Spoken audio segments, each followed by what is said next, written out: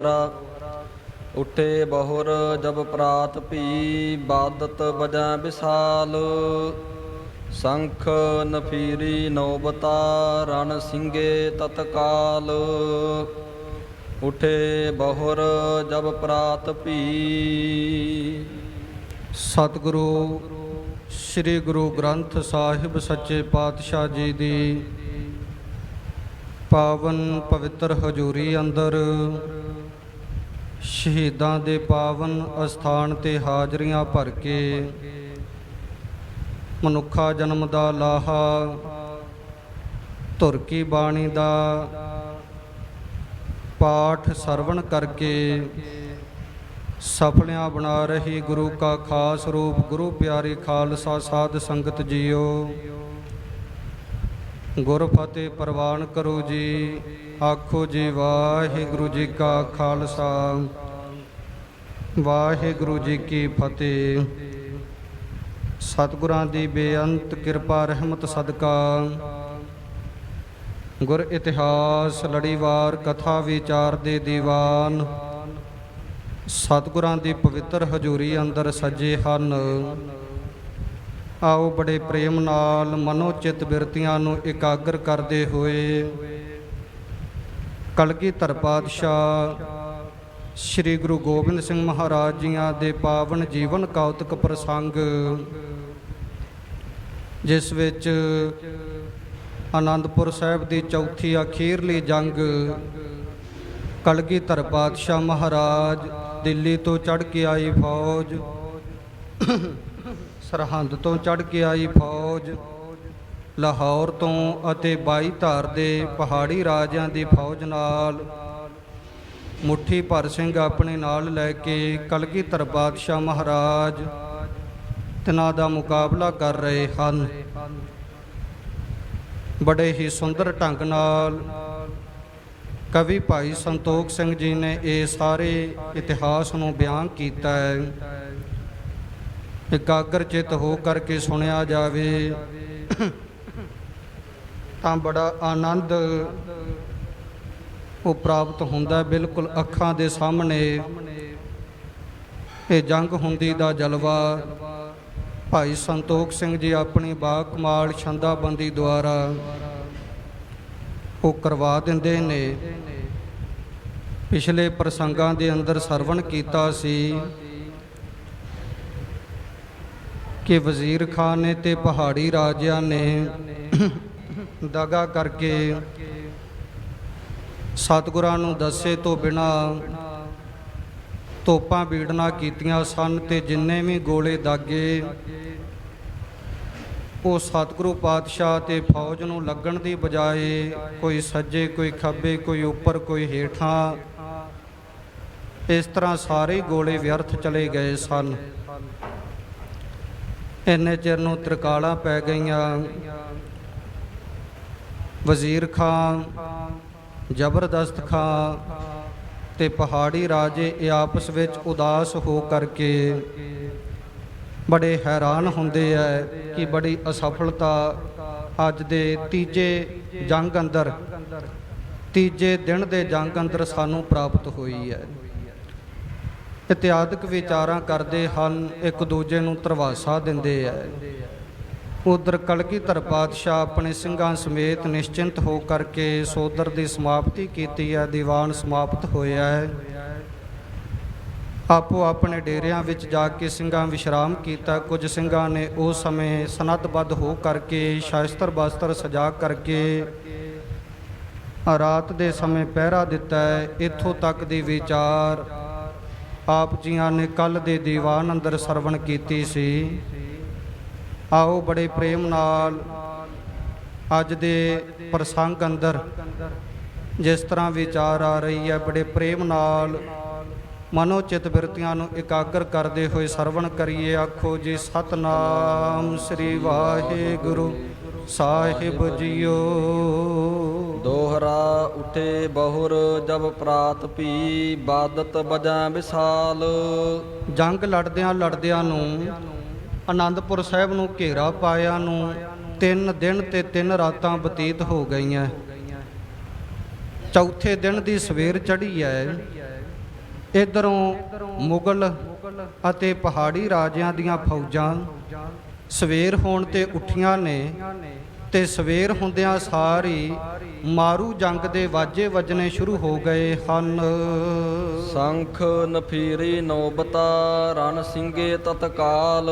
ਬਹੁਤ ਜ਼ਿਆਦਾ ਸੰਖ ਨਫੀਰੀਆਂ ਛੋਟੇ ਵਾਜੇ, ਨੌਬਤਾਂ ਨਗਾਰੇ ਅਤੇ ਰਣ ਸਿੰਘੇ ਤਤਕਾਲ ਛੇਤੀ ਨਾਲ ਵਜਾਉਣੇ ਸ਼ੁਰੂ ਕਰ ਦਿੱਤੇ ਹਨ। ਲਲਤ ਪਦ ਛੰਦ ਬਜੇ ਨਗਾਰੇ, ਦੋ ਦਿਸ਼ ਮਹਿ ਉਤਸ਼ਾਹਤ ਭਟ ਹੋਏ। ਦੋਨਾਂ ਹੀ ਦਿਸ਼ਾਵਾਂ ਤੋਂ ਇਹ ਮਾਰੂ ਰਾਗ ਇਹ ਵੱਜੇ ਹਨ, ਨਗਾਰੇ ਵੱਜੇ ਨੇ ਤੇ ਇਹਨਾਂ ਦੀਆਂ ਆਵਾਜ਼ਾਂ ਸੁਣ ਕੇ ਜਦੋਂ ਡੰਕਿਆਂ ਤੇ ਚੋਟ ਵੱਜਦੀ ਹੈ ਤਾਂ ਦੋਨਾਂ ਹੀ ਦਿਸ਼ਾਵਾਂ ਦੇ ਸੂਰਮਿਆਂ ਦੇ ਅੰਦਰ ਜੰਗ ਲੜਨ ਦਾ ਉਤਸ਼ਾਹ ਪੈਦਾ ਹੁੰਦਾ ਹੈ। ਸੋਚ ਇਸ਼ਨਾਨ ਬਨੇ ਸਵਧਾਨਾ, ਨਿਜ ਨਿਜ ਥਾਨ ਖਰੋਏ। ਸਾਰੇ ਸੂਰਮੇ ਉੱਠੇ ਐ, ਉੱਠਦਿਆਂ ਸਾਰ ਸੌਚ ਪਵਿੱਤਰਤਾ ਨਾਲ ਕਿਰਿਆ ਕਰਕੇ ਇਸ਼ਨਾਨ ਪਾਣ ਕੀਤਾ, ਸ਼ਾਸਤਰ ਬਸਤਰ ਸਜਾਏ ਹਨ ਤੇ ਸਾਵਧਾਨ ਹੋ ਕਰਕੇ ਆਪੋ ਆਪਣੇ ਮੋਰਚਿਆਂ ਤੇ ਖਲੋ ਗਏ ਜਾ ਕਰਕੇ। ਰੋਕ ਹੈ ਤੁਰਕ ਪੰਥ ਜੇ ਪੁੰਜਾ ਹੈ, ਜੋ ਚਾਹਤ ਪੁਰ ਜਾਇਓ। ਇਹਨਾਂ ਪਹਾੜੀ ਰਾਜਿਆਂ ਨੇ ਤੇ ਉਧਰੋਂ ਤੁਰਕਾਂ ਨੇ ਜਿਹੜਾ ਵੀ ਕੋਈ ਰਾਹਗੀਰ ਆਨੰਦਪੁਰ ਸਾਹਿਬ ਆਉਂਦਾ ਨਾ, ਕਲਗੀਧਰ ਪਾਤਸ਼ਾਹ ਦੇ ਦਰਸ਼ਨ ਕਰਨ ਵਾਸਤੇ ਮਨ 'ਚ ਚਾਹਨਾ ਲੈ ਕੇ, ਇੱਛਾ ਲੈ ਕੇ ਉਹਨਾਂ ਨੂੰ ਆਨੰਦਪੁਰ ਸਾਹਿਬ ਦੇ ਅੰਦਰ ਜਾਣ ਤੋਂ ਵਰਜ ਦਿੱਤਾ ਹੈ, ਰੋਕ ਦਿੱਤਾ ਹੈ। ਬ੍ਰਿੰਦ ਵਪਾਰੀ ਵਰਜ ਦੀਏ ਸਭ, ਲੂਟ ਲੇਹੇਂਗੇ ਆਇਓ। ਤੇ ਜਿਹੜੇ ਵਿਚਾਰੇ ਵਪਾਰੀ ਆ ਕਰਕੇ ਆਨੰਦਪੁਰ ਸਾਹਿਬ ਦੇ ਵਿੱਚ ਵਪਾਰ ਕਰਦੇ ਸਨ ਨਾ, ਕਲਗੀਧਰ ਪਾਤਸ਼ਾਹ ਮਹਾਰਾਜ ਦੀ ਬੇਅੰਤ ਰਹਿਮਤ ਵਰਤਦੀ ਸੀ ਉਸ ਸਥਾਨ ਤੇ। ਹਰ ਪ੍ਰਕਾਰ ਦਾ ਵਪਾਰ ਆਨੰਦਪੁਰ ਸਾਹਿਬ ਦੇ ਬਾਜ਼ਾਰਾਂ ਵਿੱਚ ਹੋਣਾ ਸ਼ੁਰੂ ਹੋ ਗਿਆ ਸੀ, ਪਰ ਇਹਨਾਂ ਤੁਰਕਾਂ ਨੇ ਐਸੀ ਤਕੜੀ ਘੇਰਾਬੰਦੀ ਕਰ ਦਿੱਤੀ ਆਨੰਦਪੁਰ ਸਾਹਿਬ ਦੇ ਚਾਰੇ ਪਾਸੇ ਕਿ ਕਿਸੇ ਵੀ ਰਾਹਗੀਰ ਨੂੰ ਆਨੰਦਪੁਰ ਸਾਹਿਬ ਆਉਣ ਤੋਂ ਵਰਜ ਦਿੱਤਾ, ਰੋਕ ਦਿੱਤਾ। ਇਹ ਸਿਪਾਹੀ ਬਾਹਰ ਹੀ ਰੋਕ ਲੈਂਦੇ ਆ ਤੇ ਜਿਹੜਾ ਕੋਈ ਵਪਾਰੀ ਵਪਾਰ ਕਰਨ ਵਾਸਤੇ ਘੋੜਿਆਂ ਆਦਿਕਾਂ ਦਾ ਅੰਦਰ ਆਉਂਦਾ ਹੈ, ਉਹਨਾਂ ਨੂੰ ਵੀ ਧਮਕੀ ਦੇ ਦਿੱਤੀ, ਜੇ ਤੁਸੀਂ ਇੱਥੋਂ ਨਾ ਮੁੜੇ ਤਾਂ ਤੁਹਾਡਾ ਵਪਾਰ ਕਰਨ ਦਾ ਸਮਾਨ ਅਸੀਂ ਖੋਹ ਲਵਾਂਗੇ। ਇਹ ਧਮਕੀ ਪਹਾੜੀ ਰਾਜੇ ਤੇ ਤੁਰਕਾਂ ਦੀ ਫੌਜ ਆਮ ਰਾਹਗੀਰਾਂ ਨੂੰ ਤੇ ਉਹਨਾਂ ਵਪਾਰੀਆਂ ਨੂੰ ਦਿੰਦੀ ਹੈ। ਨਿਕਟ ਗ੍ਰਾਮ ਅਰਪੁਰ ਜਨ ਜੀ, ਸਭ ਮੈਂ ਡਿੰਡਮ ਫੇਰਾ। ਇਸ ਤਰ੍ਹਾਂ ਜਿੰਨੇ ਵੀ ਆਨੰਦਪੁਰ ਸਾਹਿਬ ਦੇ ਨੇੜੇ ਨੇੜੇ ਗ੍ਰਾਮ ਸਨ, ਨਗਰ ਸਨ, ਉਹਨਾਂ ਸਾਰਿਆਂ ਵਿੱਚ ਹੀ ਇਹਨਾਂ ਪਹਾੜੀ ਰਾਜਿਆਂ ਤੇ ਤੁਰਕਾਂ ਦੀ ਫੌਜ ਨੇ ਡਿੰਡਮ ਢੰਡੌਰਾ ਪਿਟਵਾ ਦਿੱਤਾ ਹੈ। ਆਨੰਦਪੁਰ ਮੈਂ ਕਛ ਪਹੁੰਚਾਵੈ, ਉਚਿਤ ਸਜਾਏ ਵਡੇਰਾ। ਕੀ ਕਿਹਾ ਹੈ ਢੰਡੋਰਾ ਪਿਟਵਾ ਕੇ ਨਗਰਾਂ ਨਗਰਾਂ ਵਿੱਚ ਕਿ ਜਿਹੜਾ ਵੀ ਆਨੰਦਪੁਰ ਦੇ ਵਿੱਚ ਕੋਈ ਵਸਤੂ ਪਹੁੰਚਾਵੇਗਾ ਖਾਣ ਪੀਣ ਵਾਲੀ ਇਤਿਆਦਿਕ ਹੋਰ, ਕਿਉਂਕਿ ਖਾਣਾ ਪੀਣਾ ਰਸਤ ਕੱਚੀ ਆਨੰਦਪੁਰ ਸਾਹਿਬ ਦੇ ਅੰਦਰ ਬੰਦ ਕਰ ਦਿੱਤੀ ਗਈ ਹੈ। ਇਹਨਾਂ ਨੇ ਆਲੇ ਦੁਆਲੇ ਦੇ ਨਗਰਾਂ ਵਿੱਚ ਜਿਹੜੇ ਲੋਕ ਕਲਗੀਧਰ ਪਾਤਸ਼ਾਹ ਤੇ ਸ਼ਰਧਾ ਰੱਖਦੇ ਸਨ, ਉਹਨਾਂ ਨਗਰਾਂ 'ਚ ਢੰਡੋਰਾ ਪਿਟਵਾ ਦਿੱਤਾ। ਜੇ ਕਿਸੇ ਨੇ ਕੋਈ ਰਸਤ ਬਸਤ ਆਨੰਦਪੁਰ ਸਾਹਿਬ ਦੇ ਵਿੱਚ ਭੇਜੀ ਤਾਂ ਉਹਦਾ ਪਤਾ ਲੱਗਣ ਤੇ ਉਹ ਸਜ਼ਾ ਦਾ ਹੱਕਦਾਰ ਹੋਵੇਗਾ। ਇਸ ਤਰ੍ਹਾਂ ਢੰਡੋਰਾ ਪਿਟਵਾ ਦਿੱਤਾ ਗਿਆ ਹੈ ਜੀ। ਕਰੋ ਨਾ ਕੁਛ ਵਿਵਹਾਰ ਤਹਾਂ ਕੋ, ਕਰੈ ਜੇ ਦੇਵੈ ਲੇਵੈ। ਤਾਂ ਇਸ ਤਰ੍ਹਾਂ ਡਰਾਵਾ ਦੇ ਦਿੱਤਾ ਗਿਆ ਹੈ, ਕਿਸੇ ਪ੍ਰਕਾਰ ਦਾ ਕੋਈ ਵਿਵਹਾਰ ਉੱਥੇ ਨਹੀਂ ਕਰਨਾ, ਕੋਈ ਦੇਣ ਲੈਣ ਆਨੰਦਪੁਰ ਦੇ ਨਾਲ ਆਪਦੇ ਸਾਰੇ ਲਿੰਕ ਸੰਪਰਕ ਉਹ ਤੋੜ ਦਿੱਤੇ ਜਾਣ। ਕਰ ਹੈ ਜੇ ਦੇਵੈ ਲੇਵੈ।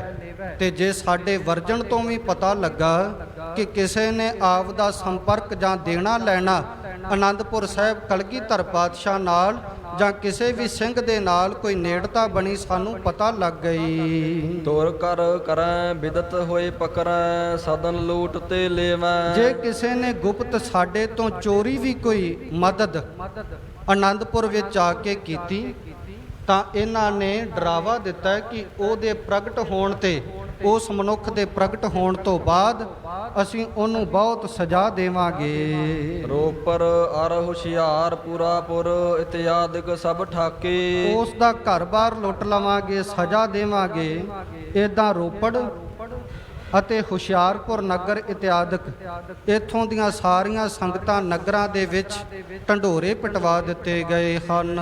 ਦੂਰ ਦੂਰ ਚਹੁ ਦਿਸ ਕਰ ਡੇਰੇ ਤਰਸਤ ਆਨੰਦਪੁਰ ਤਾਂ ਕੀ। ਇਸ ਤਰ੍ਹਾਂ ਦੂਰ ਦੂਰ ਆਨੰਦਪੁਰ ਸਾਹਿਬ ਦੇ ਚਾਰੇ ਪਾਸੇ ਇਹਨਾਂ ਨੇ ਬੜਾ ਸਖਤਾਈ ਨਾਲ ਡੇਰਾ ਘੱਤ ਲੈਣਾ ਕੀਤਾ ਹੈ। ਏਮ ਘੇਰਾ ਕਰ ਲਸ਼ਕਰ ਉਤਰਿਓ ਆਏ ਜਾਏ ਨਹ ਕੋਈ। ਇਸ ਤਰ੍ਹਾਂ ਜਦੋਂ ਲਸ਼ਕਰ ਫੌਜ ਚਾਰੇ ਪਾਸੇ ਉਤਾਰ ਦਿੱਤੀ ਗਈ ਆਨੰਦਪੁਰ ਸਾਹਿਬ ਦੇ, ਆਉਣਾ ਜਾਣਾ ਬੰਦ ਕਰ ਦਿੱਤਾ ਗਿਆ। ਕੋਈ ਰਾਹ ਆਨੰਦਪੁਰ ਸਾਹਿਬ ਅੰਦਰ ਪ੍ਰਵੇਸ਼ ਕਰਨ ਵਾਸਤੇ ਇਹਨਾਂ ਫੌਜਾਂ ਨੇ ਛੱਡਿਆ ਨਹੀਂ ਹੈ। ਕਬ ਕਬ ਚੜ੍ਹੈ ਖਾਲਸਾ ਇਤ ਉਤ ਅਰੈ ਅਰੀ ਰਨ ਹੋਈ। ਤੇ ਕਦੇ ਕਦੇ ਗੁਰੂ ਕਾ ਖਾਲਸਾ ਉਹ ਘੋੜਿਆਂ ਤੇ ਅਸਵਾਰ ਹੋ ਕਰਕੇ ਇਹਨਾਂ ਘੇਰਾ ਪਾਏ ਹੋਏ ਸਿਪਾਹੀਆਂ ਦੇ ਉੱਪਰ ਧਾਵਾ ਬੋਲਦਾ ਹੈ, ਚੜ੍ਹਾਈ ਕਰਦਾ ਹੈ। ਤੇ ਕਿਤੇ ਕਿਤੇ ਸਿੰਘਾਂ ਦੇ ਨਾਲ ਇਹਨਾਂ ਘੇਰਾ ਕੱਤੇ ਹੋਏ ਸਿਪਾਹੀਆਂ ਦੀ ਮੁੱਠਭੇੜ ਹੋ ਜਾਂਦੀ ਹੈ, ਕਿਤੇ ਕਿਤੇ ਇਹਨਾਂ ਦੀ ਲੜਾਈ ਹੋ ਜਾਂਦੀ ਹੈ। ਚਲੈ ਤੋਪ ਬੰਦੂਕ ਤੀਰ ਗਨ ਮਾਰਨ ਮਰਬੋ ਹੋਵੇ। ਇਸ ਤਰ੍ਹਾਂ ਆਨੰਦਪੁਰ ਸਾਹਿਬ ਦੇ ਵਿੱਚ ਚੌਥੇ ਦਿਨ ਬਹੁਤ ਜ਼ਿਆਦਾ ਬੰਦੂਕਾਂ ਅਤੇ ਤੋਪਾਂ ਦੇ ਟਾਵੇਂ ਟਾਵੇਂ ਗੋਲੇ ਚੱਲਦੇ ਹੈ। ਤੇ ਇਸ ਤਰ੍ਹਾਂ ਮਾਰਨ ਮਰਨਾ ਉਹ ਮੈਦਾਨੇ ਜੰਗ ਦੇ ਵਿੱਚ ਬਣਿਆ ਹੋਇਆ ਹੈ। ਮਰੈ ਸੈਕਰੇ ਤੁਰਕ ਜੇ ਦਿਨ ਪ੍ਰਤ ਸਮੁਖ ਪ੍ਰਾਨ ਕੋ ਖੋਵੈ। ਇਸ ਤਰ੍ਹਾਂ ਸੈਂਕੜਿਆਂ ਦੀ ਗਿਣਤੀ ਦੇ ਵਿੱਚ ਤੁਰਕ ਅਤੇ ਕੁਝ ਕੁ ਗੁਰੂ ਦੇ ਸਿੰਘ ਖਾਲਸਾ ਫੌਜ ਉਹ ਵੀ ਸਾਹਮਣੇ ਜੰਗ ਲੜਦੀ ਲੜਦੀ ਸ਼ਹਾਦਤ ਦਾ ਜਾਮ ਪੀ ਜਾਂਦੇ ਹਨ। ਕੁਝ ਸਿੰਘ ਕਬ ਕਬ ਰਹਿ ਮੋਰਚਨ ਬੈਠੇ ਨਿਜ ਨਿਜ ਥਲ ਸਵਧਾਨਾ। ਤੇ ਕਦੇ ਕਦੇ ਆਪੋ ਆਪਣੇ ਮੋਰਚਿਆਂ ਦੇ ਵਿੱਚ ਸੂਰਮੇ ਸਨੱਧਬੱਧ ਹੋ ਕਰਕੇ ਉਹ ਟਿਕ ਕੇ ਬੈਠੇ ਰਹਿੰਦੇ ਹਨ। ਕਬੋ ਤੁਫੰਗ ਤੋਪ ਕੋ ਸ਼ੋਰੈ ਹਾਨ ਕਰੈ ਅਰ ਪ੍ਰਾਨਾ। ਤੇ ਜਦੋਂ ਕਿਤੇ ਦਾ ਲੱਗਦਾ ਹੈ ਉਦੋਂ ਬੰਦੂਕ ਚਲਾਉਂਦੇ, ਜਦੋਂ ਸਾਹਮਣੇ ਕੋਈ ਵਿਰੋਧੀ ਦੁਸ਼ਮਣ ਨਜ਼ਰ ਆਉਂਦਾ ਹੈ ਉਦੋਂ ਫਿਰ ਬੰਦੂਕ ਵੀ ਚਲਾ ਦਿੰਦੇ ਹਨ, ਨਹੀਂ ਤੇ ਆਪੋ ਆਪਣੇ ਮੋਰਚਿਆਂ ਵਿੱਚ ਸਾਵਧਾਨ ਹੋ ਕਰਕੇ ਬੈਠੇ ਐ। ਕਬ ਕਬ ਨੇਰ ਅਚਾਨਕ ਹੋਏ ਜਬ ਚਲੈ ਤੁਪਕ ਸਮੁਦਾਇਆ। ਇਦਾਂ ਕਦੇ ਕਦੇ ਅਚਾਨਕ ਜਦੋਂ ਨੇੜਤਾ ਹੋ ਜਾਂਦੀ ਹੈ ਨਾ ਦੋਨਾਂ ਪਾਸਿਆਂ ਦੇ ਸੂਰਮਿਆਂ ਦੀ, ਉਦੋਂ ਫਿਰ ਸ਼ਾਸਤਰਾਂ ਦੇ ਨਾਲ ਵੀ ਜੰਗ ਲੜਦੇ ਐ, ਨਹੀਂ ਤੇ ਘੇਰਾ ਕੱਤਿਆ ਹੋਇਆ ਤੇ ਮੋਰਚੇ ਲਾ ਕਰਕੇ ਸਿੰਘ ਆਪੋ ਆਪਣੇ ਅਸਥਾਨਾਂ ਤੇ ਟਿਕੇ ਐ। ਤੇ ਉਧਰਲੇ ਪਾਸਿਓਂ ਜਿਹੜੇ ਤੁਰਕਾਂ ਦੀ ਫੌਜ ਚੜ੍ਹ ਕੇ ਆਈ ਉਹ ਆਪਣੇ ਮੋਰਚਿਆਂ ਵਿੱਚ ਟਿਕੀ ਹੈ। ਜਦੋਂ ਕੋਈ ਦੋਨਾਂ ਦਿਸ਼ਾਵਾਂ ਦਾ ਸਿਪਾਹੀ ਸਾਹਮਣੇ ਆ ਜਾਂਦਾ ਹੈ, ਨਜ਼ਰੀ ਆਉਂਦਾ ਹੈ, ਤਾਂ ਉਦੋਂ ਆਪਣੇ ਮੋਰਚਿਆਂ ਵਿੱਚੋਂ ਬੈਠੇ ਹੀ ਇਹ ਬੰਦੂਕ ਚਲਾਉਂਦੇ ਹਨ, ਵਾਰ ਕਰਦੇ ਹੈ। ਤੇ ਕਿਤੇ ਕਿਤੇ ਦੋਨਾਂ ਦਿਸ਼ਾਵਾਂ ਦੀਆਂ ਫੌਜਾਂ ਦਾ ਨੇੜਤਾ ਵੀ ਹੋ ਜਾਂਦਾ ਹੈ। ਬਾਜ ਮਨਿੰਦਾ ਬ੍ਰਿੰਦ ਖਾਲਸਾ ਖਗ ਸ਼ਤਰਨ ਪਰਦਾਇਆ। ਇਸ ਤਰੀਕੇ ਨਾਲ ਬਾਜ ਮਨਿੰਦਾ ਬ੍ਰਿੰਦ ਖਾਲਸਾ, ਗੁਰੂ ਕਾ ਖਾਲਸਾ ਜਿਹੜਾ ਹੈ, ਕਵੀ ਭਾਈ ਸੰਤੋਖ ਸਿੰਘ ਫਰਮਾਉਂਦੇ ਬਾਜ ਦੇ ਸਮਾਨ ਹੈ। ਤੇ ਉਧਰੋਂ ਜਿਹੜੀ ਫੌਜ ਹੈ ਪਹਾੜੀਆਂ ਤੇ ਤੁਰਕਾਂ ਦੀ, ਇਹ ਪੰਛੀਆਂ ਦੇ ਸਮਾਨ ਹੈ। ਤੇ ਗੁਰੂ ਕਾ ਖਾਲਸਾ ਜਿਵੇਂ ਬਾਜ ਸ਼ਿਕਾਰੀ ਉੱਪਰ ਪੰਛੀ ਉੱਪਰ ਝਪਟ ਕੇ ਪੈਂਦਾ ਹੈ, ਇਦਾਂ ਬੜੇ ਜੋਸ਼ ਹੋਸ਼ ਦੇ ਨਾਲ ਝਪਟ ਕੇ ਇਹਨਾਂ ਪਹਾੜੀ ਰਾਜਿਆਂ ਰੂਪੀ ਪੰਛੀਆਂ ਦੇ ਉੱਪਰ ਧਾਵਾ ਬੋਲਦਾ ਹੈ। ਸ੍ਰੀ ਅਜੀਤ ਸਿੰਘ ਸਾਹਿਬ ਜਾਦਾ ਸਾਹਿਬ ਨਿਕਟ ਹਕਾਰਾ। ਕਲਗੀਧਰ ਪਾਤਸ਼ਾਹ ਮਹਾਰਾਜ ਨੇ ਆਪਣੇ ਲਾਲ ਵੱਡੇ ਸਪੁੱਤਰ ਸਾਹਿਬਜ਼ਾਦਾ ਧੰਨ ਬਾਬਾ ਅਜੀਤ ਸਿੰਘ ਜੀ ਨੂੰ ਆਪਣੇ ਕੋਲ ਬੁਲਾਉਣਾ ਕੀਤਾ। ਇੱਕ ਦਿਨ ਸਵਾਧਾਨ ਬਨ ਰਹੋ ਕੇਸਗੜ ਕਰਹੋ ਰਿਪਨ ਤਹ ਮਾਰਾ। ਕਲਗੀਧਰ ਪਾਤਸ਼ਾਹ ਨੇ ਆਪਣੇ ਵੱਡੇ ਸਾਹਿਬਜ਼ਾਦੇ ਬਾਬਾ ਅਜੀਤ ਸਿੰਘ ਨੂੰ ਕੋਲ ਬੁਲਾ ਕੇ ਆਖਿਆ ਕਿ ਭਾਈ ਤੁਸੀਂ ਕੇਸਗੜ੍ਹ ਸਾਹਿਬ ਦੇ ਕਿਲੇ ਉੱਪਰ ਟਿਕਣਾ ਕਰੋ, ਉੱਥੇ ਸਾਵਧਾਨ ਹੋ ਕੇ ਮੋਰਚਾਬੰਦੀ ਕਰਕੇ ਰੱਖੋ।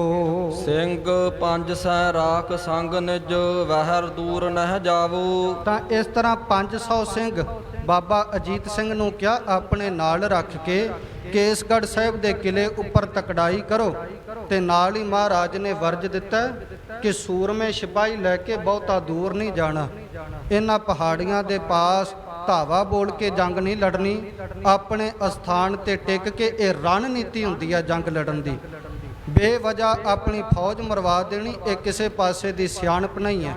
ਕਲਗੀਧਰ ਪਾਤਸ਼ਾਹ ਨੇ 14 ਜੰਗਾਂ ਲੜੀਆਂ ਤੇ 14 ਜੰਗਾਂ ਦੇ ਜੇਤੂ ਰਹੇ ਆ ਕਲਗੀਧਰ ਪਾਤਸ਼ਾਹ। ਮਹਾਨ ਸੂਰਬੀਰ ਯੋਧੇ ਹੈ, ਇੱਕ ਮਹਾਨ ਰਣਨੀਤੀ ਦੇ ਸਿਰ ਤੇ। ਜਿੰਨੇ ਤਕੜੇ ਕਲਗੀਧਰ ਪਾਤਸ਼ਾਹ ਮਹਾਰਾਜ ਸੰਤ ਹੈ, ਉਨੇ ਤਕੜੇ ਕਲਗੀਧਰ ਪਾਤਸ਼ਾਹ ਮਹਾਰਾਜ ਸਿਪਾਹੀ ਵੀ ਹੈ। ਭਾਵੇਂ ਦੁਸ਼ਮਣਾਂ ਦੀ ਫੌਜ 10-10 ਗੁਣਾ ਵੱਧ ਹਰੇਕ ਜੰਗ ਵਿੱਚ ਚੜ੍ਹ ਕੇ ਆਉਂਦੀ ਰਹੀ, ਪਰ ਉਹਨਾਂ ਦੇ ਮਹਾਨ ਜਰਨੈਲਾਂ ਦੇ ਕੋਲ ਅਜਿਹੀ ਰਣਨੀਤੀ ਨਹੀਂ ਸੀ ਜਿਹੜੇ ਕਲਗੀਧਰ ਪਾਤਸ਼ਾਹ ਮਹਾਰਾਜ ਨੇ ਰਣਨੀਤੀ ਅਪਣਾਈ ਹੈ। ਮਹਾਰਾਜ ਨੇ ਸਾਹਿਬਜ਼ਾਦਾ ਬਾਬਾ ਅਜੀਤ ਸਿੰਘ ਨੂੰ ਇਹ ਬਚਨ ਕੀਤਾ ਹੈ, ਕੇਸਗੜ੍ਹ ਸਾਹਿਬ ਦੇ ਕਿਲੇ ਅੰਦਰ 500 ਸੂਰਮੇ ਆਪਣੇ ਨਾਲ ਰੱਖੋ, ਸਾਵਧਾਨ ਹੋ ਕੇ ਰਹਿਣਾ, ਢਿਲਾਈ ਨਹੀਂ ਵਰਤਣੀ, ਤੇ ਚੇਤੇ ਰੱਖਿਓ ਬਹੁਤਾ ਅਗਾਂਹ ਵੱਧ ਕੇ ਜੰਗ ਨਹੀਂ ਲੜਨਾ। ਤਹ ਸ਼ਤਰੂ ਜੋ ਨੇਰ ਕਰਿਓ ਚਾਹੈ, ਮਾਰ ਤੁਫੰਗ ਖਪਾਵੋ। ਤੇ ਜਿਹੜਾ ਕੋਈ ਦੁਸ਼ਮਣ ਕੇਸਗੜ੍ਹ ਦੇ ਕਿਲੇ ਵੱਲ ਵਧੇ ਤੁਹਾਨੂੰ ਨਜ਼ਰ ਆਵੇ ਤੇ ਉਹਨੂੰ ਉੱਥੇ ਹੀ ਬੰਦੂਕ ਦਾ ਨਿਸ਼ਾਨਾ ਬੰਨ੍ਹ ਕੇ ਮਾਰ ਕੇ ਖਪਾ ਦਿਓ, ਖਤਮ ਕਰ ਦਿਓ। ਨਿਸ ਮੈਂ ਜਾਗਰਨ ਕਰੋ ਬਿਲੋਕੋ, ਸੁਧ ਰਖ ਛਤਰਨ ਕੇਰੀ। ਤੇ ਰਾਤ ਦੇ ਸਮੇਂ ਵੀ ਦਿਨੇ ਵੀ ਸਾਵਧਾਨੀ ਪੂਰੀ ਵਰਤੋ। ਰਾਤ ਦੇ ਸਮੇਂ ਵੀ ਸਾਵਧਾਨ ਹੋ ਕਰਕੇ ਇਹਨਾਂ ਤੁਰਕਾਂ ਦੇ ਮੋਰਚਿਆਂ ਉੱਪਰ ਤਕੜਾਈ ਕਰਕੇ ਰੱਖੋ। ਜਵਾਲਾ ਬਮਨੀ ਤਿਆਰ ਤਰੋ ਨਿਤ, ਹਿੰਦ ਤੁਰਕ ਲਿਹੋ ਬੈਰੀ। ਇਸ ਤਰ੍ਹਾਂ ਜਵਾਲਾ ਬੰਮਣੀ ਨਾਮ ਹੈ ਬੰਦੂਕਾਂ ਦਾ।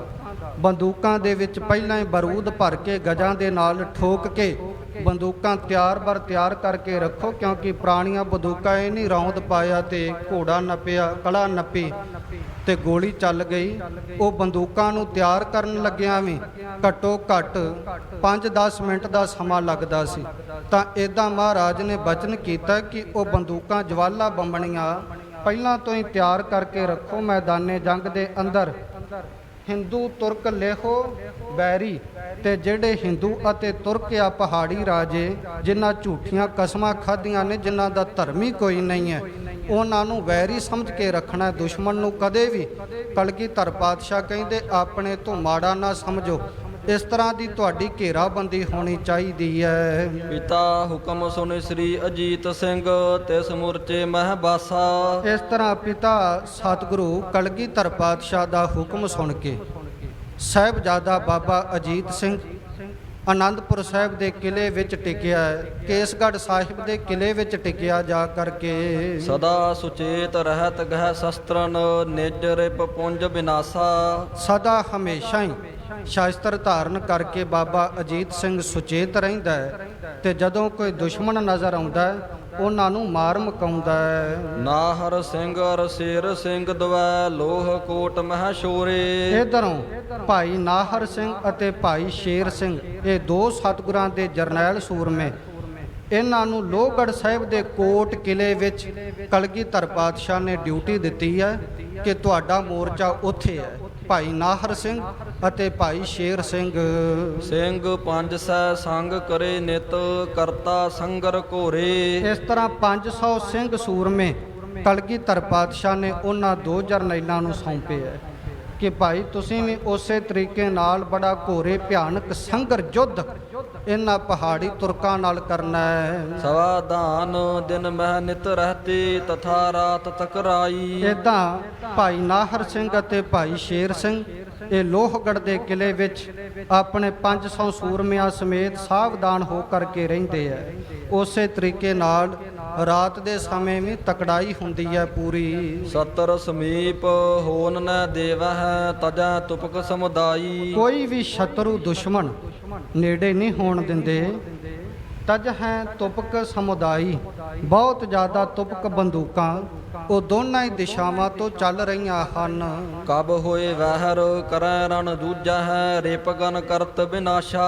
ਕਦੇ ਕਦੇ ਗੁਰੂ ਕੇ ਸੂਰਮੇ ਮੋਰਚਿਆਂ ਵਿੱਚੋਂ ਨਿਕਲ ਕੇ ਇਹਨਾਂ ਵਿਰੋਧੀ ਫੌਜਾਂ ਨੂੰ ਡਰਾਉਣ ਵਾਸਤੇ ਉਹ ਉਹਨਾਂ ਮੋਰਚਿਆਂ ਉੱਪਰ ਧਾਵਾ ਵੀ ਕਰਦੇ ਹੈ, ਤੇ ਧਾਵਾ ਕਰਕੇ ਛੇਤੀ ਨਾਲ ਪਿਛਾਂ ਵਾਪਸ ਆਪਣੇ ਮੋਰਚਿਆਂ ਵਿੱਚ ਆ ਕੇ ਸਾਵਧਾਨ ਹੋ ਜਾਂਦੇ ਹੈ।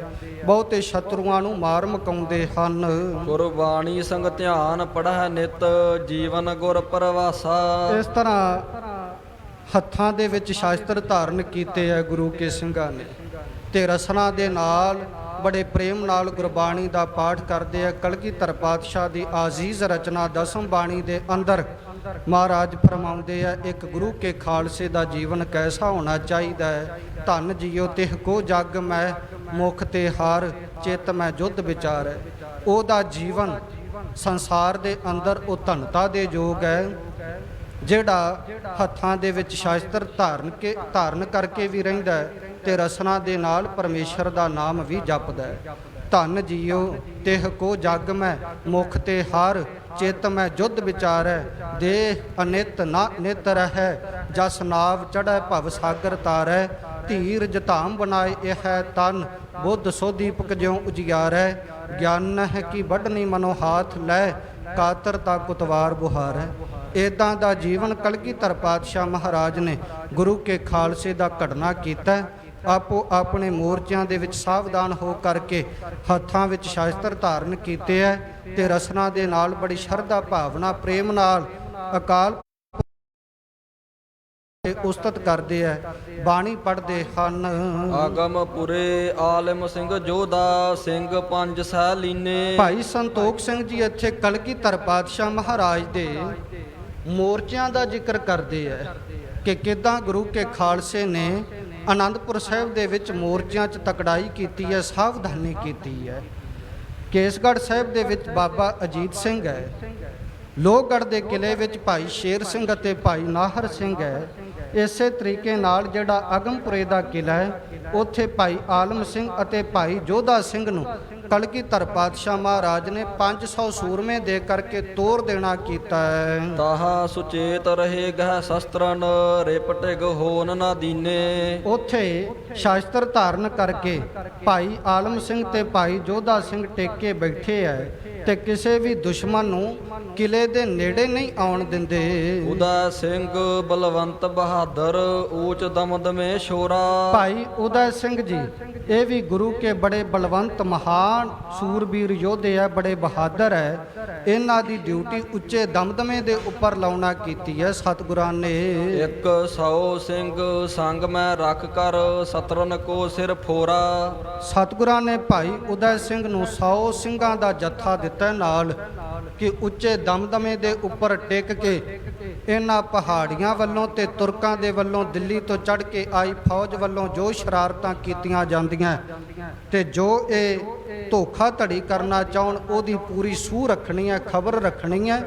ਨਾਲ 100 ਸਿੰਘਾਂ ਦਾ ਜੱਥਾ ਦਿੱਤਾ ਹੈ। ਮੋਹਕਮ ਸਿੰਘ ਸਾਹਿਬ ਸਿੰਘ ਜੋਧਾ, ਥਿਰੇ ਹੋਲਗੜ੍ਹ ਥਾਨਾ। ਇਸੇ ਤਰੀਕੇ ਨਾਲ ਸਤਿਗੁਰਾਂ ਦੇ ਥਾਪੇ 50 ਪਿਆਰਿਆਂ ਵਿੱਚੋਂ ਸਤਿਕਾਰਯੋਗ ਭਾਈ ਮੋਹਕਮ ਸਿੰਘ ਜੀ ਅਤੇ ਨਾਲ ਹੀ ਭਾਈ ਸਾਹਿਬ ਸਿੰਘ ਜੀ, ਇਹ ਦੋਨੋਂ ਗੁਰੂ ਕੇ ਯੋਧੇ ਸੂਰਮੇ, ਇਹਨਾਂ ਨੂੰ ਹੌਲਗੜ੍ਹ ਨਾਮੇ ਜਿਹੜਾ ਕਿਲਾ ਹੈ ਉੱਥੇ ਟਿਕਣਾ ਕੀਤਾ ਸਤਿਗੁਰਾਂ ਦੇ ਹੁਕਮ ਨਾਲ।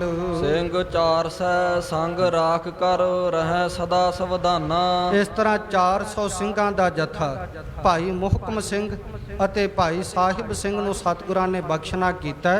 ਇਹ 400 ਸਿੰਘਾਂ ਦਾ ਜੱਥਾ ਨਾਲ ਲੈ ਕੇ ਲੋਹਗੜ੍ਹ ਦੇ ਕਿਲੇ ਦੇ ਉੱਪਰ ਜਾ ਕਰਕੇ ਟਿਕਿਆ। ਵਾਹਿਗੁਰੂ ਹੌਲਗੜ੍ਹ ਨਾਮੇ ਜਿਹੜਾ ਕਿਲਾ ਹੈ ਉੱਥੇ 400 ਸਿੰਘਾਂ ਦੇ ਜਥੇ ਸਮੇਤ ਟਿਕੇ ਹਨ।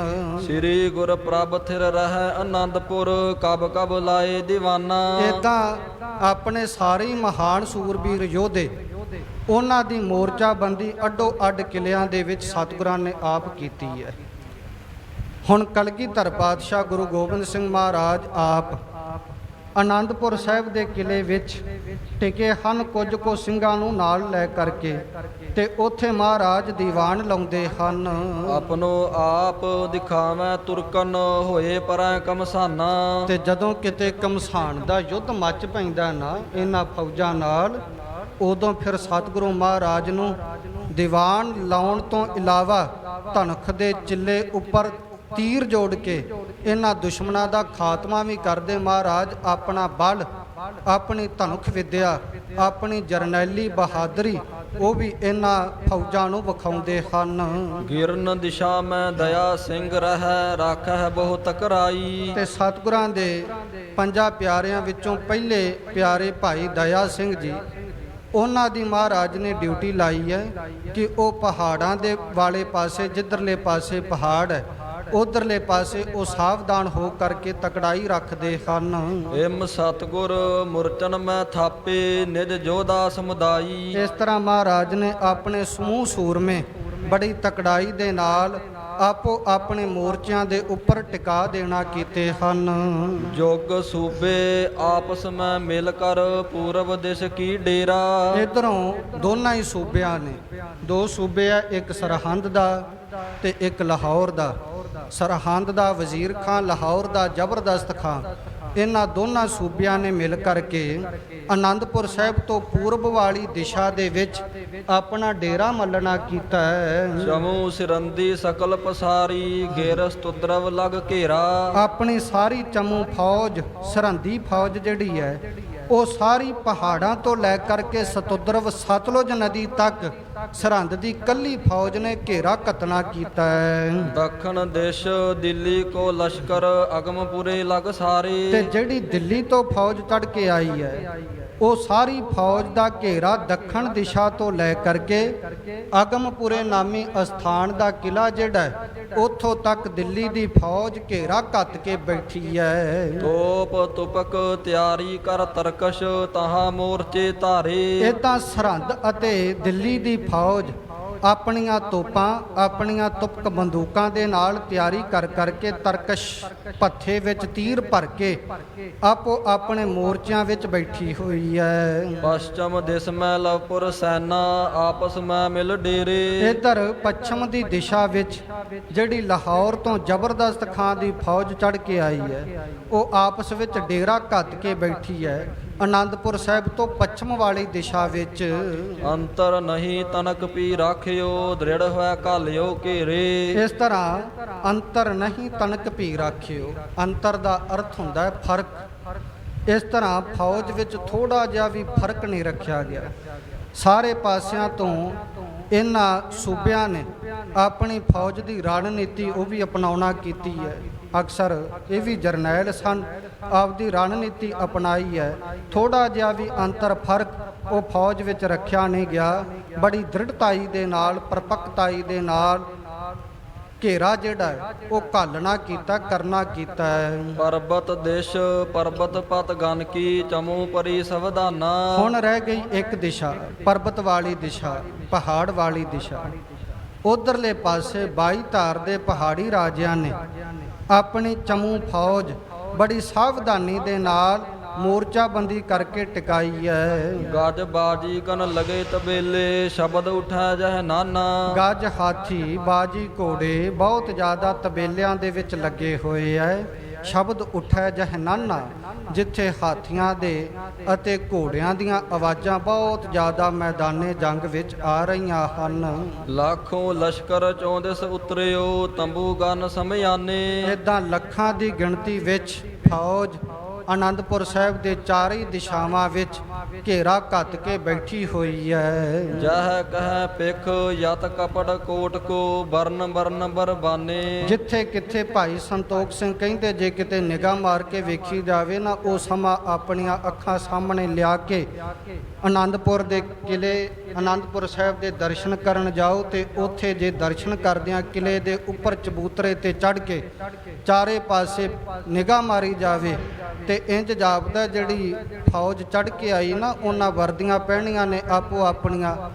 ਪਹਾੜੀ ਫੌਜਾਂ ਦੀ ਆਪਣੀ ਵੱਖ ਵਰਦੀ ਹੈ, ਦਿੱਲੀ ਤੋਂ ਚੜ੍ਹ ਕੇ ਆਈ ਫੌਜ ਦੀ ਵੱਖਰੀ ਵਰਦੀ ਹੈ, ਜਿਹੜੀ ਲਾਹੌਰ ਅਤੇ ਸਰਹੰਦ ਤੋਂ ਚੜ੍ਹ ਕੇ ਆਈ ਫੌਜ ਉਹਦੀ ਵੱਖਰੀ ਵਰਦੀ ਹੈ। ਇੱਦਾਂ ਵੱਖਰੀਆਂ ਵੱਖਰੀਆਂ ਵਰਦੀਆਂ ਦੇ ਨਾਲ ਉਹ ਸੂਰਮੇ ਖਲੋਤੇ ਹੋਏ ਹੈ, ਦੁਸ਼ਮਣ ਖਲੋਤੇ ਹੋਏ ਹੈ।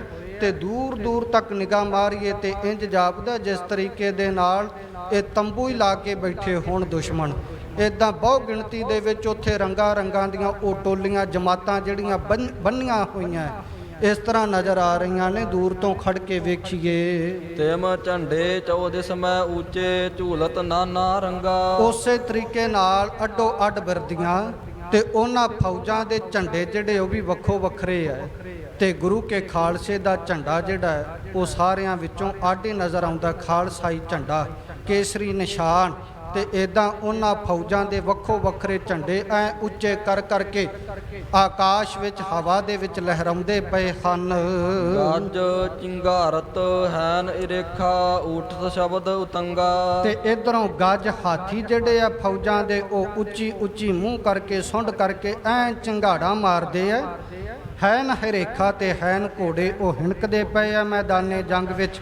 ਊਠਤ ਸ਼ਬਦ ਉਤੰਗਾ, ਉਹਨਾਂ ਦੇ ਚਿੰਗਾੜਨ ਨਾਲ, ਉਹਨਾਂ ਦੇ ਹਿਣਕਣ ਨਾਲ ਆਕਾਸ਼ ਵਿੱਚ ਬੜਾ ਉਤੰਗਾ ਉੱਚਾ ਸ਼ਬਦ ਪੈਦਾ ਹੁੰਦਾ ਹੈ, ਨਾਦ ਪੈਦਾ ਹੁੰਦਾ ਹੈ। ਲਕਰੀ ਘਾਸ ਨਿਖੂਟੀ ਜਹ ਕਹੈ ਦੂਰ ਦੂਰ ਤੇ ਆਨੈ। ਇਸ ਤਰ੍ਹਾਂ ਦੂਰ ਦੂਰ ਤੋਂ, ਕਿਉਂਕਿ ਕਿੰਨੇ ਦਿਨ ਹੋ ਗਏ, 4 ਦਿਨ ਹੋ ਗਏ ਆ, ਲੱਖਾਂ ਦੀ ਗਿਣਤੀ 'ਚ ਫੌਜ ਚੜ੍ਹ ਕੇ ਆਈ ਤੇ ਨਾਲ ਘੋੜੇ ਕਿੰਨੇ ਘੋਣਗੇ ਤੇ ਕੱਖ ਘਾ ਰੋਜ਼ ਦਾ ਪਾਉਣਾ।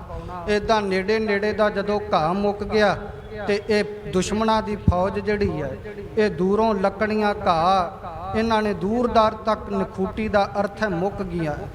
ਦੂਰ ਦੂਰ ਤੱਕ ਘਾਹ ਕੱਖ ਘਾਹ ਆਦਿਕ ਖਤਮ ਹੋ ਗਿਆ। ਹੁਣ ਬੜੀ ਦੂਰੋਂ ਜਾ ਕਰਕੇ ਇਹ ਫੌਜ ਆਪਣੇ ਘੋੜਿਆਂ ਨੂੰ ਰਜਾਉਣ ਵਾਸਤੇ ਕੱਖ ਘਾਹ ਲੈ ਕੇ ਆਉਂਦੀ ਹੈ। ਭਰਤੀ ਅੰਨ ਘਣੀ ਚਲ ਜਾਵਤ ਦੇਸ਼ ਵਿਦੇਸ਼ ਮਹਾਨਾ। ਭਰਤੀ ਅੰਨ ਘਣੀ ਚਲ ਆਵਤ, ਇਸ ਤਰ੍ਹਾਂ ਅੰਨ ਜਿਹੜਾ ਹੈ ਇਹ ਘਣੀ ਬਹੁਤਾ ਹੀ ਚੱਲ ਕਰਕੇ ਆਉਂਦਾ। ਦੇਸ਼ ਵਿਦੇਸ਼ ਮਹਾਨ ਹੈ, ਦੇਸ਼ਾਂ ਵਿਦੇਸ਼ਾਂ ਤੋਂ ਚੱਲ ਕਰਕੇ।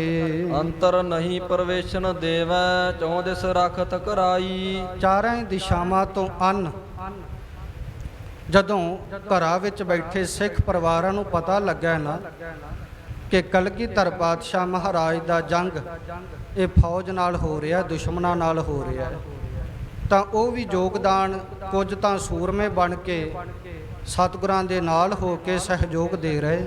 ਜਿਹੜੇ ਕੁਝ ਘਰਾਂ 'ਚ ਬੈਠੇ ਆ ਨਾ ਉਹ ਵੀ ਸਤਿਗੁਰੂ ਪਾਤਸ਼ਾਹ ਮਹਾਰਾਜ ਦਾ ਦਿਲੀ ਪ੍ਰੇਮ ਰੱਖਦੇ ਆ ਤੇ ਉਹਨਾਂ ਨੇ ਰਸਤ ਬਸਤ ਭੇਜਣੀ ਸ਼ੁਰੂ ਕਰਤੀ। ਆਨੰਦਪੁਰ ਸਾਹਿਬ ਦੇ ਵਿੱਚ ਜਦੋਂ ਉਹਨਾਂ ਨੂੰ ਪਤਾ ਲੱਗਾ, ਖਬਰਾਂ ਪਹੁੰਚਦੀਆਂ ਕਿ ਅੰਦਰ ਰਸਤ ਪਾਣੀ ਜਾਣਾ ਬੰਦ ਕਰ ਦਿੱਤਾ, ਖਤਮ ਹੋ ਗਿਆ, ਤਾਂ ਪ੍ਰੇਮ ਵਾਲੇ ਪਰਿਵਾਰਾਂ ਨੇ, ਗੁਰਸਿੱਖਾਂ ਨੇ ਅੰਨ ਭੇਜਣਾ ਸ਼ੁਰੂ ਕਰ ਦਿੱਤਾ। ਦੇਸ਼ਾਂ ਵਿਦੇਸ਼ਾਂ ਤੋਂ ਅੰਨ ਸ਼ੁਰੂ ਹੋ ਗਿਆ। ਪਰ ਇਹ ਜਿਹੜੇ ਦੁਸ਼ਮਣ ਬਾਹਰ ਬੈਠੇ ਹੈ ਨਾ, ਇਹਨਾਂ ਨੇ ਅੰਦਰ ਅੰਨ ਆਉਣਾ ਬੰਦ ਕਰ ਦਿੱਤਾ। ਬੜੀ ਤਕੜਾਈ ਕਰਕੇ ਰੱਖੀ। ਜਿਹੜੇ ਪਰਿਵਾਰ ਵਿਚਾਰੇ ਅੰਨ ਲੈ ਕੇ ਆਉਂਦੇ, ਰਸਤ ਲੈ ਕੇ ਆਉਂਦੇ, ਇਹ ਦੁਸ਼ਮਣਾਂ ਦੀ ਫੌਜ ਬਾਹਰੋਂ ਹੀ ਉਹਨਾਂ ਤੋਂ ਗ੍ਰਹਿਣ ਕਰ ਲੈਂਦੀ ਹੈ, ਫੜ ਲੈਂਦੀ ਹੈ।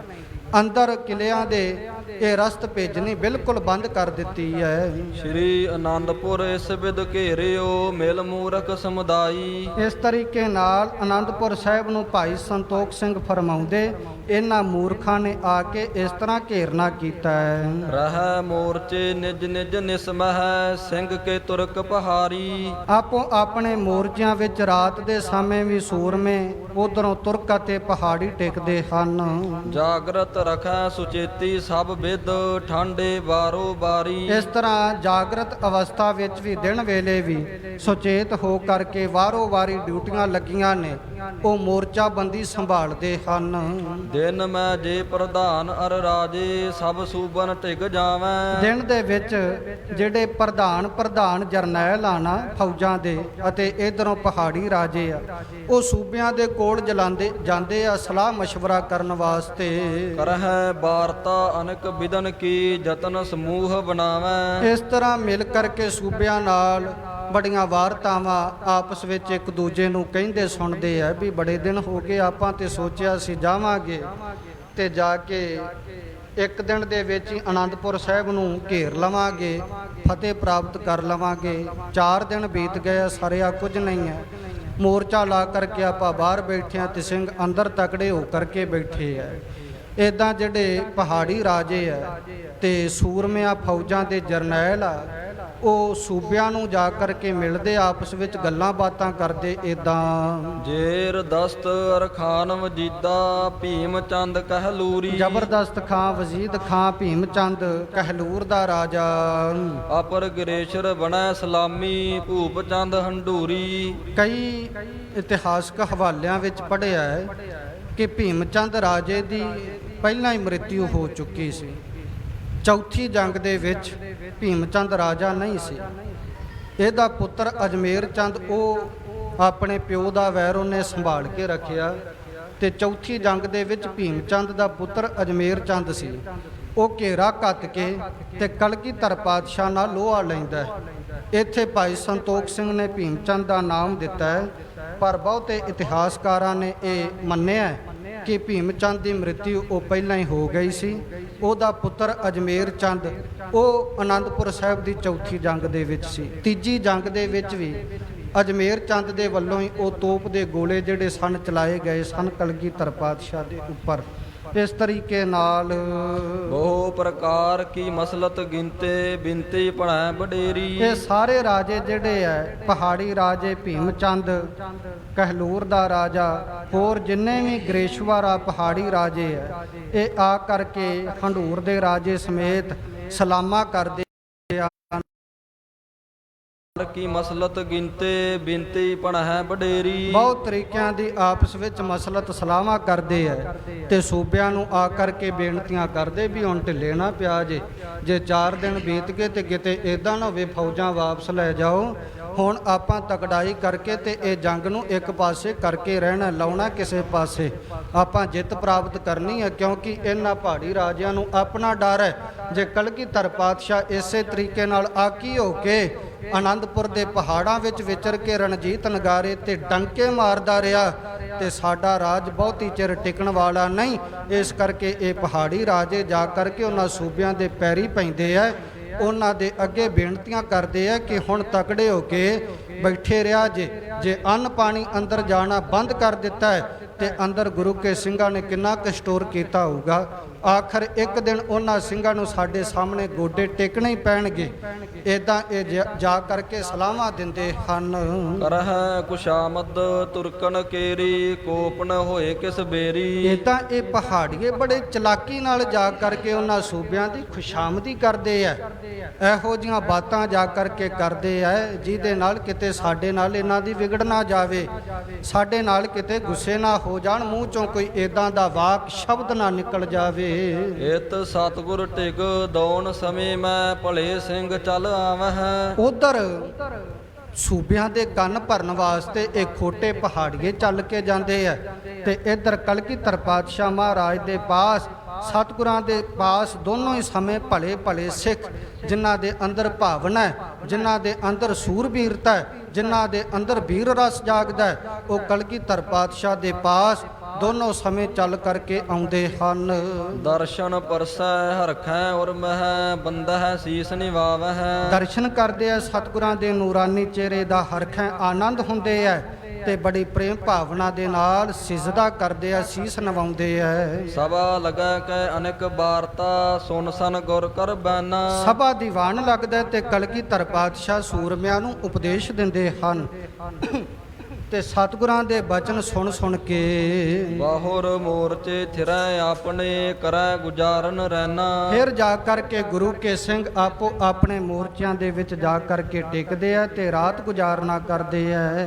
ਅੰਤਰ ਅਨ ਲਵਨ ਘ੍ਰਿਤ ਆਦਿਕ ਸੋ ਬਰਤਨ ਮਹਿ ਆਵੈ। ਅੰਦਰ ਕੁਝ ਕੋ ਅੰਨ ਲੂਣ ਘ੍ਰਿਤ ਘਿਓ ਇਹ ਵਰਤਨ ਵਿੱਚ ਆਉਂਦਾ ਹੈ। ਬੰਦ ਵਹਿਰ ਤੇ ਭਇਓ ਸਰਬ ਕੁਛ ਨਹਿ ਪ੍ਰਵੇਸ਼ ਕੋ ਪਾਵੈ। ਬਾਹਰੋਂ ਅੰਨ ਆਉਣਾ ਉਹ ਸਭ ਤਰੀਕਿਆਂ ਦੇ ਨਾਲ ਬੰਦ ਕਰ ਦਿੱਤਾ ਗਿਆ ਹੈ। ਇੱਕ ਦਾਣਾ ਵੀ ਅੰਨ ਦਾ ਇਹ ਪਹਾੜੀਏ, ਇਹ ਦੁਸ਼ਮਣਾਂ ਦੀ ਫੌਜ ਅੰਦਰ ਆਉਣ ਨਹੀਂ ਦਿੰਦੀ। ਐਸੇ ਹਾਲਾਤ ਆਨੰਦਪੁਰ ਸਾਹਿਬ ਦੀ ਚੌਥੀ ਜੰਗ ਦੇ ਵਿੱਚ ਬਣ ਚੁੱਕੇ ਹੈ।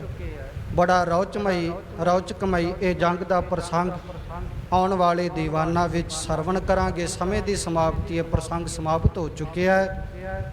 ਬਾਕੀ ਦਾ ਪ੍ਰਸੰਗ ਕੱਲ ਦੇ ਦੀਵਾਨ ਅੰਦਰ ਸਮੇਂ ਸਿਰ ਹਾਜ਼ਰੀਆਂ ਭਰ ਕੇ ਸਰਵਣ ਕਰਨਾ ਹੈ। ਸ਼ਹੀਦ ਸਿੰਘਾਂ ਦੀ ਸਤਿਗੁਰਾਂ ਦੀ ਕਿਰਪਾ ਦੇ ਨਾਲ ਉਧਰੋਂ ਇਹ ਦਿਹਾੜੇ ਜਿਹੜੇ ਹੈ, ਦਸੰਬਰ ਦਾ ਮਹੀਨਾ, ਉਹਦੀਆਂ ਰਾਤਾਂ ਉਹ ਵੀ ਨੇੜੇ ਆਉਣ ਵਾਲੀਆਂ ਤੇ ਨਾਲ ਨਾਲ ਇਹ ਪ੍ਰਸੰਗ ਲੜੀਵਾਰ ਜਿਹੜਾ ਇੱਥੇ ਚੱਲਦਾ ਹੈ ਇਹ ਵੀ ਨਾਲ ਹੀ ਸਰਵਣ ਕਰਵਾਇਆ ਜਾਵੇਗਾ। ਬੜੇ ਪ੍ਰੇਮ ਦੇ ਨਾਲ ਹਾਜ਼ਰੀਆਂ ਭਰ ਕੇ ਰੋਜ਼ਾਨਾ ਹੀ ਸਤਿਗੁਰਾਂ ਦਾ ਇਹ ਪਵਿੱਤਰ ਇਤਿਹਾਸ ਕਿਵੇਂ ਸਾਡੇ ਵੱਡ ਵਡੇਰੇ ਗੁਰੂ ਕੇ ਖਾਲਸਿਆਂ ਨੇ ਆਪਣੀ ਜਾਨ ਦੀ ਪਰਵਾਹ ਨਾ ਕਰਦਿਆਂ ਹੋਇਆਂ ਸ਼ਹਾਦਤਾਂ ਦੇ ਜਾਮ ਪੀਤੇ ਸਨ। ਕਿਵੇਂ ਸਰਸਾ ਨਦੀ ਤੇ ਵਿਛੋੜਾ ਪਵੇਗਾ, ਕਿੱਦਾਂ ਭਾਈ ਕਨ੍ਹਈਆ ਜੀ ਵਰਗੇ ਸਿੱਖ ਜਿਨ੍ਹਾਂ ਦੇ ਅੰਦਰ ਕਿਸੇ ਪ੍ਰਕਾਰ ਦੀ ਕੋਈ ਈਰਖਾ ਨਹੀਂ ਸੀ, ਕੋਈ ਵੈਰ ਭਾਵਨਾ ਨਹੀਂ ਸੀ, ਉਹ ਦੁਸ਼ਮਣਾਂ ਨੂੰ ਵੀ ਆਪਣੇ ਮਿੱਤਰ ਸਮਝਦੇ ਸਨ। ਤੇ ਕਿੱਦਾਂ ਅੱਜ ਦੇ ਸਿੱਖਾਂ ਵਿੱਚ ਗਿਰਾਵਟ ਆ ਚੁੱਕੀ ਹੈ ਕਿ ਇੱਕ ਬਾਣੇ ਵਾਲਾ ਸਿੱਖ ਦੂਜੇ ਸਿੱਖ ਨੂੰ ਵੇਖ ਕਰਕੇ ਸਿਖਾਉਂਦਾ ਹੀ ਨਹੀਂ ਹੈ। ਇਹ ਭਾਈ ਕਨ੍ਹਈਆ ਜੀ ਦੇ ਅਖਵਾਉਣ ਵਾਲੇ ਵਾਰਸ ਹੈ। ਇਹ ਸ਼ਾਇਦ ਇਦਾਂ ਤਾਂ ਹੋ ਰਿਹਾ ਹੈ, ਅਸੀਂ ਇਤਿਹਾਸ ਤੋਂ ਬਹੁਤ ਦੂਰ ਜਾ ਚੁੱਕੇ। ਸਤਿਗੁਰੂ ਕਿਰਪਾ ਕਰਨ, ਕੁਝ ਸੁਣਨ ਦਾ ਸਾਡੇ ਅੰਦਰ ਉਮੰਗ ਉਤਸ਼ਾਹ ਪੈਦਾ ਹੋਵੇ। ਅਸੀਂ ਐਸੇ ਸੂਰਬੀਰ ਯੋਧਿਆਂ ਦੀਆਂ ਵਾਰਤਾਂ ਉਹ ਪੜ੍ਹਦੇ ਸੁਣਦੇ ਰਹੀਏ ਤੇ ਸਾਡੇ ਅੰਦਰ ਉਹ ਦਿਲੀ ਪ੍ਰੇਮ ਹਮੇਸ਼ਾ ਬਣਿਆ ਰਵੇ। ਸਤਿਗੁਰਾਂ ਦੇ ਚਰਨਾਂ ਵਿੱਚ ਅਰਦਾਸ ਬੇਨਤੀ, ਦੋ ਪੰਕਤੀਆਂ ਪੜ੍ਹ ਕੇ ਸਮਾਪਤੀ ਹੈ। ਲੇਖੈ ਕਤ ਹੈ ਨਾ ਛੂਟੀਐ, ਖਿਨ ਖਿਨ ਭੂਲਣ ਹਾਰ, ਬਖਸ਼ਨ ਹਾਰ ਬਖਸ਼ ਲੈ, ਨਾਨਕ ਪਾਰ ਉਤਾਰ। ਆਏ ਪ੍ਰਭ ਸਰਨਾਗਤੀ, ਕਿਰਪਾ ਨਿਧ ਦਇਆਲ, ਏਕ ਅੱਖਰ ਹਰ ਮਨ ਬਸਤ, ਨਾਨਕ ਹੋਤ ਨਿਹਾਲ। ਅੰਤਰ ਅਨ ਲਵਨ ਘ੍ਰਿਤ ਆਦਿਕ, ਸੋ ਬਰਤਨ ਮਹਿ ਆਵੈ, ਬੰਦ ਵਹਿਰ ਤੇ ਭਇਓ ਸਰਬ ਕੁਛ, ਨਹਿ ਪ੍ਰਵੇਸ਼ ਬੋ ਪਾਵੈ। ਵਾਹਿਗੁਰੂ ਜੀ ਕਾ ਖਾਲਸਾ, ਵਾਹਿਗੁਰੂ ਜੀ ਕੀ ਫਤਿਹ।